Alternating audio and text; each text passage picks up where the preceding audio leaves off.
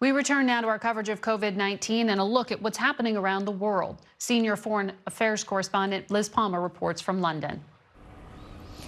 Good morning.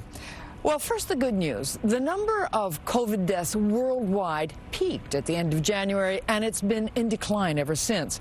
The bad news is that the disease has cost 2.5 million lives and counting.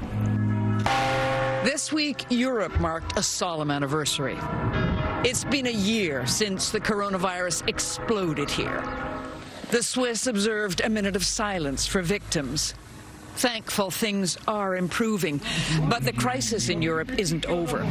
The Czech Republic has asked for help with one of the worst outbreaks anywhere in the world. And with a slow, many would say bungled vaccination rollout, there are hotspots across the continent. Still, there is evidence that globally things are moving in the right direction. Millions of vaccine doses arrived in Africa at last. Dignitaries lined up on the runway to greet them. The first shot in Nigeria went to Dr. Ngong Cyprian. I will feel greater when about 70% of Nigerians have been vaccinated. So, only 150 million left to go. And finally, Brazil. Deaths are rising sharply again. And epidemiologists worry about a variant that emerged in the Amazon, which may resist some vaccines and be able to infect people twice.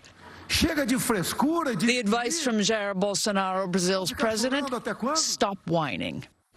Here in England, we're still under strict lockdown. Pubs, restaurants, businesses, they're all closed. But tomorrow, students go back to school across the country. A big step back toward normality. Margaret? Thank you, Liz.